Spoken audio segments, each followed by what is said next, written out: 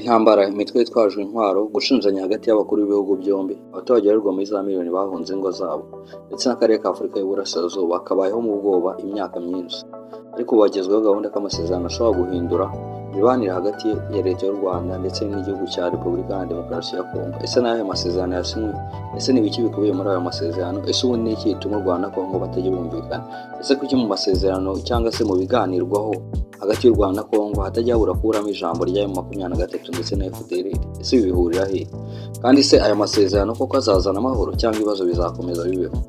Muri iyi video tugiye kurebera hamwe inkuru yose kuva ku ntangiriro kugeza ku ibintu bihagaze uyu munsi. Inkomoko y'ibibazo. Ibibazo byatangiye hagati y'u Rwanda na Kongo si ibibazo bya vuba aha ngaha, byatangiye gukomera cyane nyuma ya Jenoside yakorewe Abatutsi mu mwaka w'1994.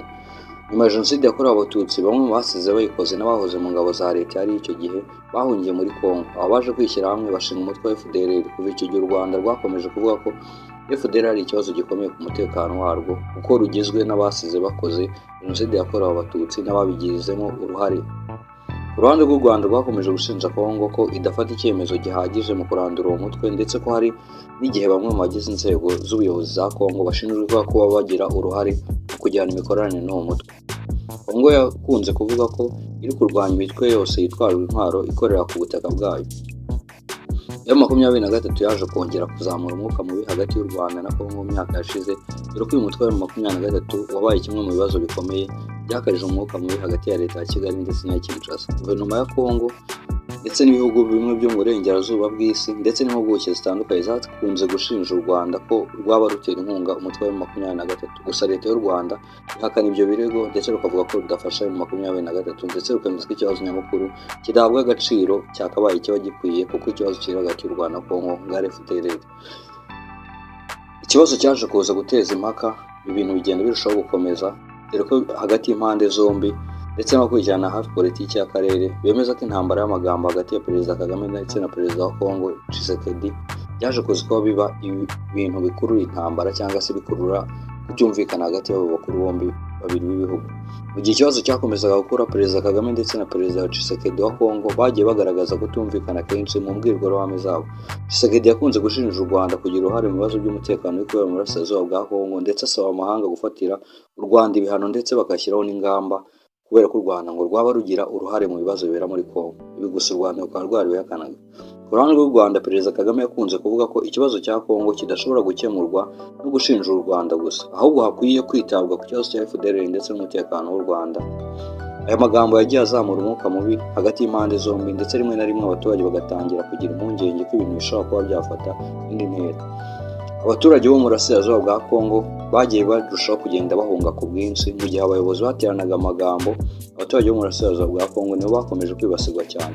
Abantu babarirwa muri za miliyoni bahunze ingo zabo, ibikorwa remezo byabo birasenyuka, ubukungu burazaharira, kandi abaturage benshi bakomeza kubaho mu buzima bugoye kubera intambara ndetse n'umutekano muke.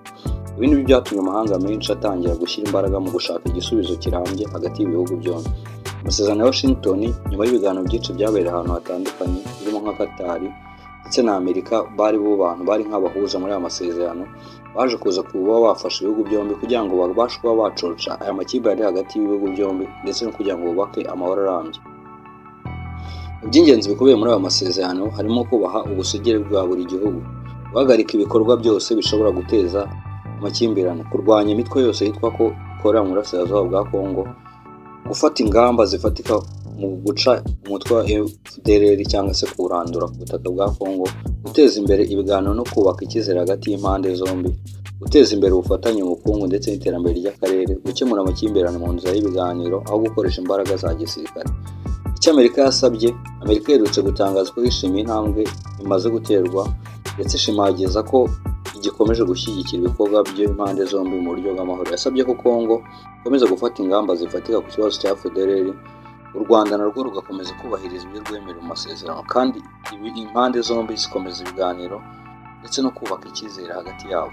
Amerika yanashimiye Qatar na African Union, ubumwe bwa Afurika, nk'abafatanyabikorwa mpuzamahanga bakomeje kugira uruhare mu gushaka igisubizo cy'amahoro arambye. Icyizere muri aya masezerano, abaturage benshi bo mu Rwanda ndetse no muri Congo no mu karere, bose bategereje kureba niba koko aya masezerano azaba intangiriro y'amahoro arambye.